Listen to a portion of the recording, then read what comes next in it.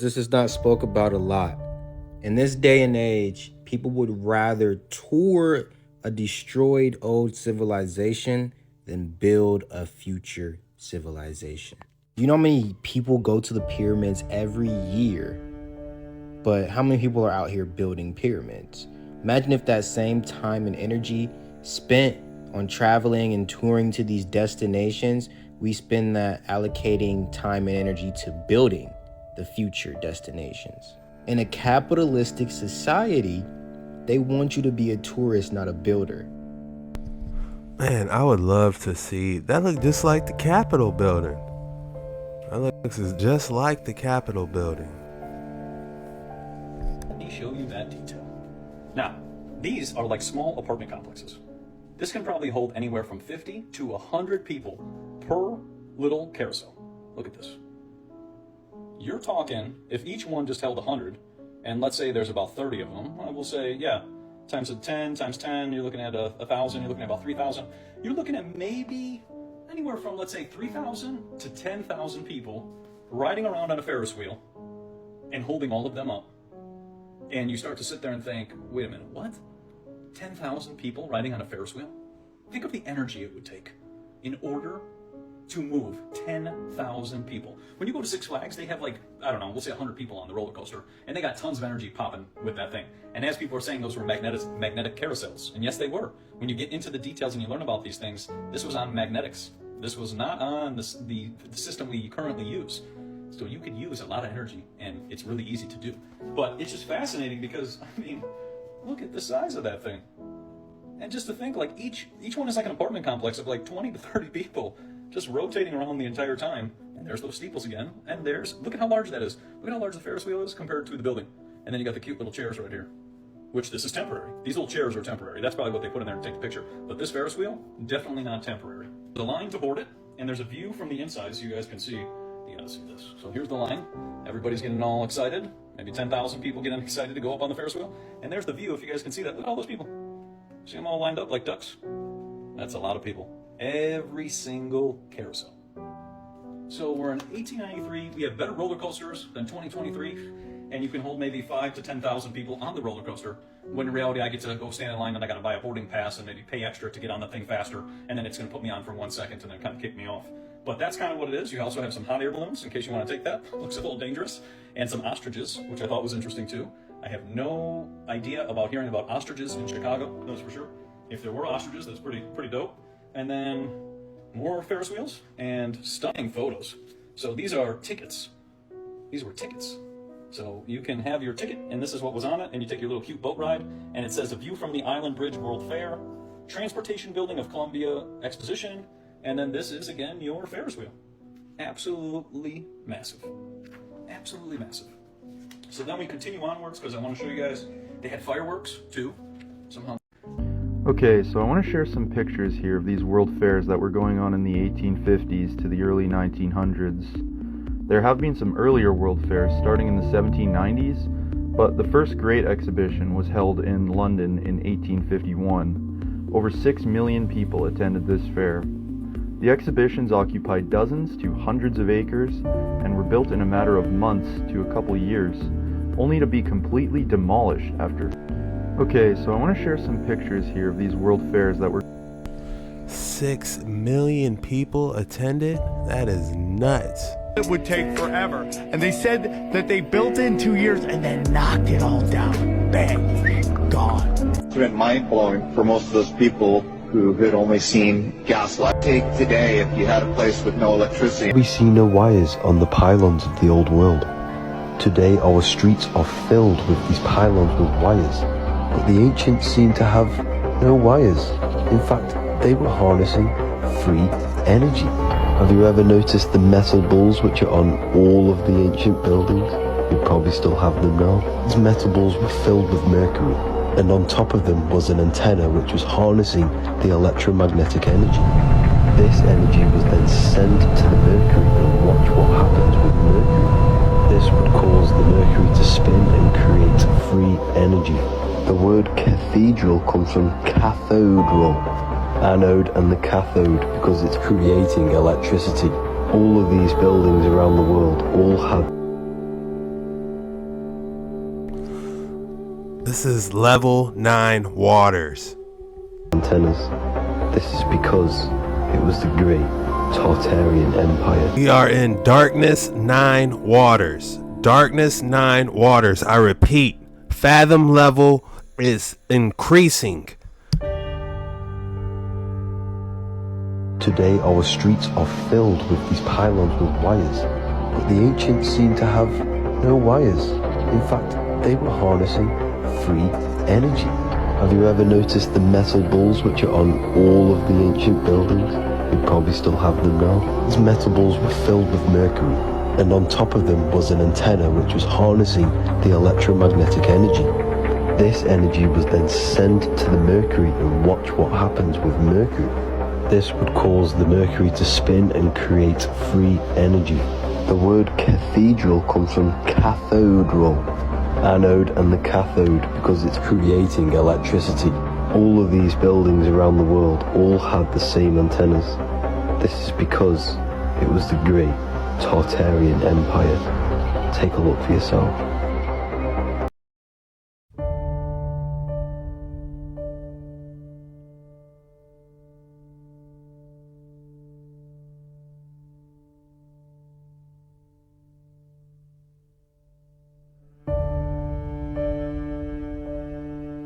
Level 9 waters. This is darkness 9.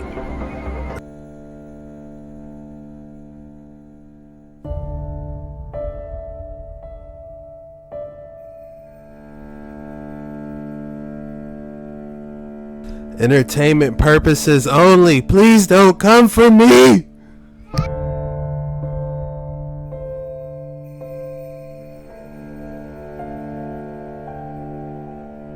Properly, I thought it was strange. The Tartarian fireplaces did not burn. I lived in an old house. It had fireplaces in every room except the bathroom. The realtor told me that the fireplace cannot be used because it wasn't built properly. I thought it was strange. The Tartarian fireplaces did not burn. Fireplaces were as spectacular as the buildings they stood in. But unlike the way we use fireplaces today, the fireplaces themselves were not designed to burn anything. The chimneys were not used to draw smoke out of the fireplace, and out of the house's structure were not used primarily to provide any structural support.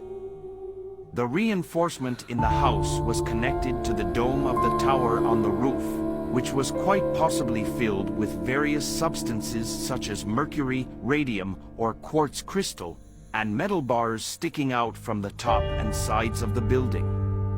Everything was then connected with the metal back sheeting found inside the original Tatar fireplaces and chimneys.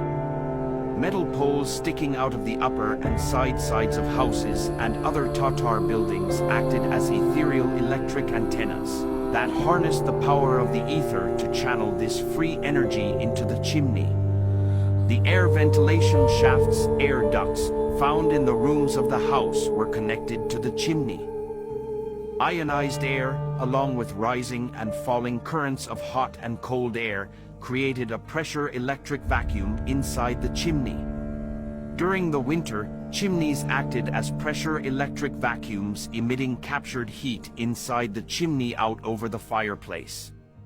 During the summer, the process would be reversed and the fireplace and ventilation pipes would absorb heat into the fireplace and air ducts, connected to the inside of the chimney inside the house and through ionized air from the etheric electrically charged metal backboard. Inside the KO mine would push the heat up the chimney and out the house. Reinforcement, dome, roof towers and metal bars sticking out of the sides of the house acted as a spider, attracting ether and concentrating etheric energy throughout the house. Just like spiders can grow and survive without food and water if they touch their web, Tartarians were able to live without food and water provided they remained inside their etherically charged home.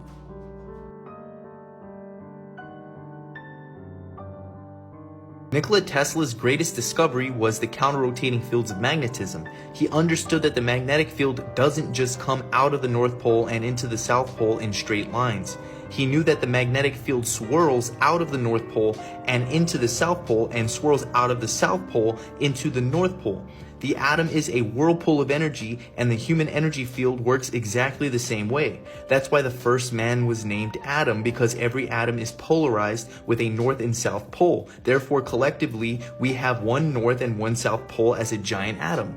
When you break a magnet into 1,000,000 pieces, each atom is a miniature magnet with a north and south pole. The inner volume of every atom is magnetodielectricity or diamagnetism, which is magnetism and dielectricity collectively, which is the repelling and attracting forces of a magnet. That is the yin and yang, compressions and rarefactions of the medium. And that is what we call the ether working in dynamic polarization against itself. The current model and concept of an atom is incorrect. The true model is that atoms are not particles. They are torus fields of pure energy. It's called dielectricity and magnetism, the conjugate binaries of the universe. Atoms are torus fields of pure energy. The dielectric field is information. It's also called counterspace. It's the non-Cartesian nexus of life where everything springs from and returns to. It's also called the ether, and Nikola Tesla said that all things come from the luminiferous ether. The ether is the dielectric field. The ether in motion is the magnetic field. It's the loss of energy or inertia. Pure potential is what the ether is. It's the non-Cartesian nexus from which all life springs from and returns to. It's the non-physical source point of all creation. It's everywhere but yet nowhere. 0-point energy. The main point I'm trying to make is that Nikola Tesla understood. He understood that which is invisible is the cause, and everything visible is the effect or attribute of source. He knew that the inner volume of every atom was magnetodielectricity, or diamagnetism, and the outer volume of the atom was electricity or electromagnetism. Therefore, his tower, called Wardenclyffe Tower, in Long Island, New York, it was a magnetic field amplifier, and it produced free energy for the world. It was not electricity, it was diamagnetism. He called a day at work churning the ether. When you block off any external fields, what's left in the middle is 0-point energy. The human body works the same. Works just like Tesla's tower, and it works just like the pyramids. The government in modern science wants you to think that the universe started from an explosion called the Big Bang, but the truth is, there is constant imploding and exploding phenomena happening at the core of everything. It is a fractal and reflection of the infinite potential that is pure conscious, loving energy. Some call it God, some people call it life itself, others call it the ether. Nikola Tesla's greatest discovery was the counter-rotating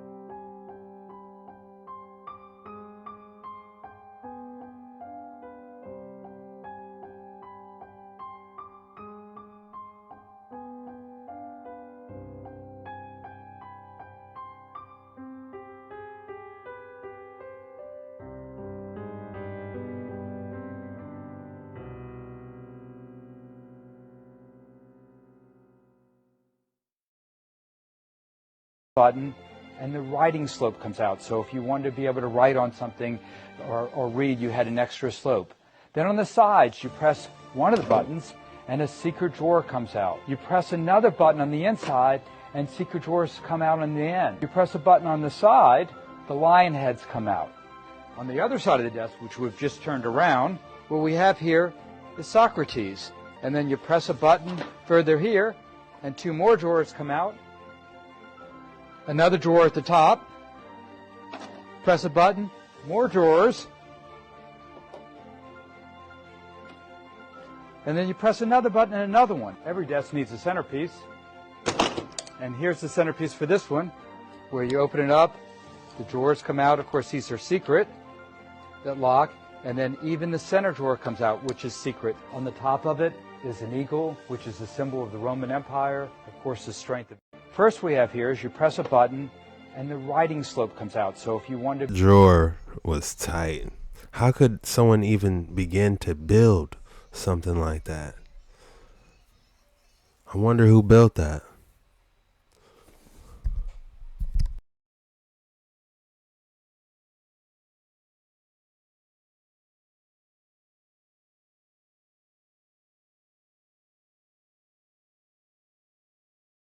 The buildings in which we just saw and how heavy they were, right? Tons and tons of stones. Well, here's a stone that probably weighs about 20 tons and can barely move from a truck, right? You're trying to move that, the truck's moving, everything's falling, right? It doesn't make a lot of sense. And especially, let's say these buildings were built in the 1800s or 1700s when there were only about 1,000 people and none of this technology existed. So how did they build it then?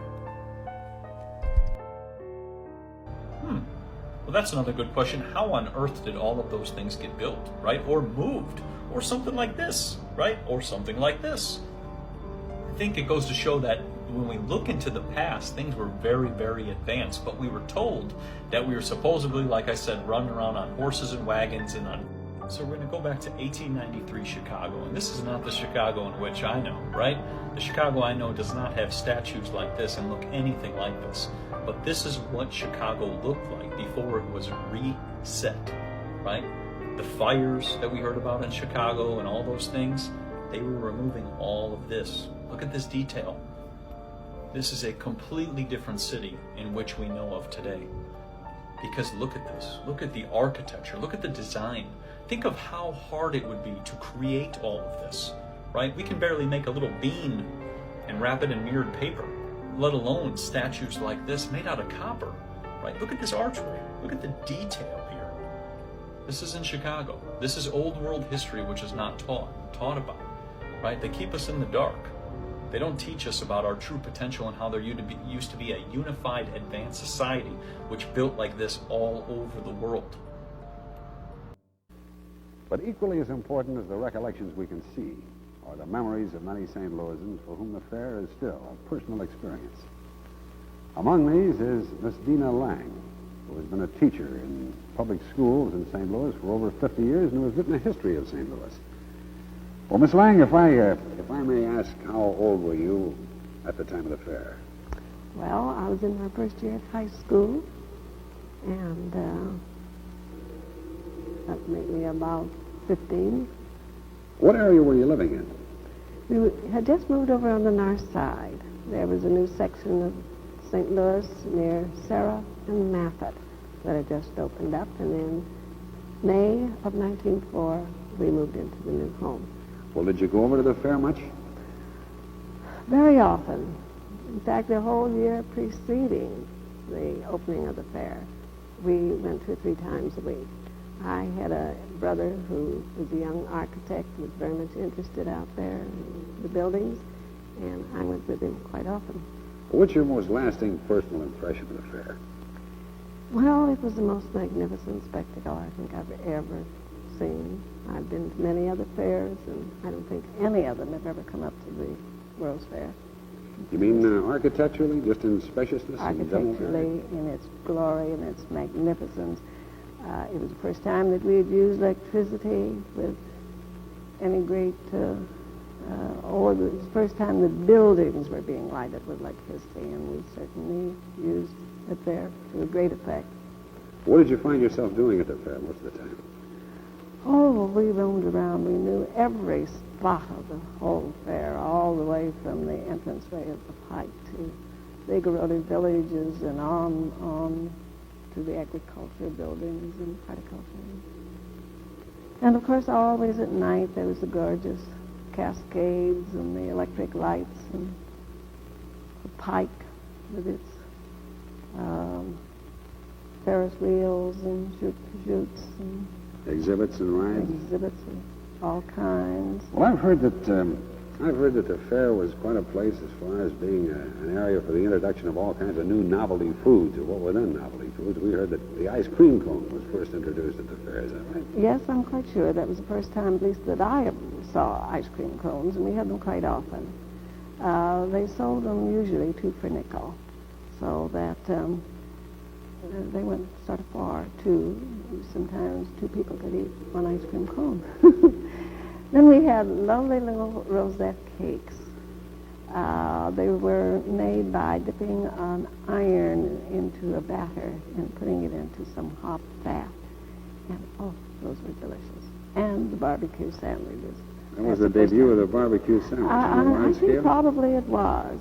And they were far better than anything I have ever eaten. And you could get a big one for 5 cents. Barbecue. And these stands were all over the fairgrounds, and the food was excellent. And of course, if you were very wise in your selection, you could get 3 meals all day long. You go to Pillsbury exhibit and get hot cross buns and coffee cake and breads. What was your favorite exhibit? Well, I think probably, let's see, the Festival Hall and the Igoroti Village. I think that the Philippine village with its lovely bridge across the river there and all the different tribes, I think. But equally as important as the recollections we can see are the memories of many St. Louisans for whom the fair is still a personal experience. Among these is Miss Dina Lang.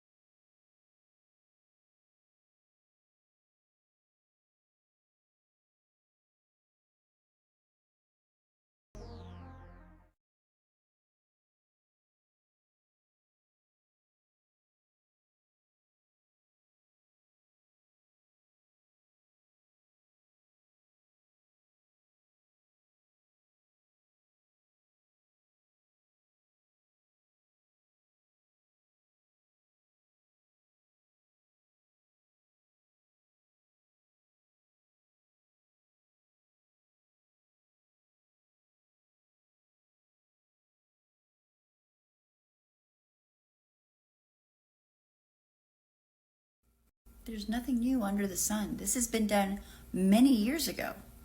This hunk of stone is an air well. The general... So now we're creating electricity out of thin air. There's nothing new under the sun. This has been done many years ago. This hunk of stone is an air well. The general idea is that it collects moisture in the air and turns it into water. Clean drinking water. You see, back in the day, we did not just make buildings and structures for looks. They were for a purpose. They were engineered and designed with intention. Those aren't just random holes. These guys were great engineers. I mean, this would gather moisture from the air, condense it, and clean it, and even cool the water. This is what I would call intelligent design. Why aren't we doing this anymore? I mean, I haven't done it myself, but it looks like there's a lot of information about it already. Atmospheric water. This is water drawn from the air. And now that we've gotten water from the air, water can now be used to generate electricity. So here's a picture of the air well that we've been talking about. And here's another picture of what looks like an air well, but in fact, that's not an air well. What is that? Oh, look, the Colosseum. an amphitheater for staged performances and housing animals. Are we just looking at a blown up, larger air well that we now call the Colosseum an amphitheater? No, that can't be. Nah. It's close. This here is the engineering design for an air well, and this is the top view of the Colosseum. I mean, could that be the same thing chopped off? Could it be a coincidence that the shape and the arches and the arcs match how you would engineer an air well and receiving the moisture from the air? I mean, if that was the case, that is a gigantic air well containing a lot of water for the entire city, free of charge. Alright, y'all, that's it for today's episode. Y'all gotta let me know what y'all think in the comments, man. And if you haven't already, like and subscribe. I appreciate all you guys. If you made it all the way through on this video, drop that 100 in the comments so I know y'all real. And as always, I'll see you guys on the next one. Oh yeah, and if you celebrate, Thanksgiving, happy Thanksgiving to you. If you don't, you don't. I understand, everyone's different, Me personally, if I had a family or people that, got together, and I would want to take part in that, no matter what the circumstances was. But I just wish you guys the best, and I hope you all are well, and I'll see you guys on the next one. Peace.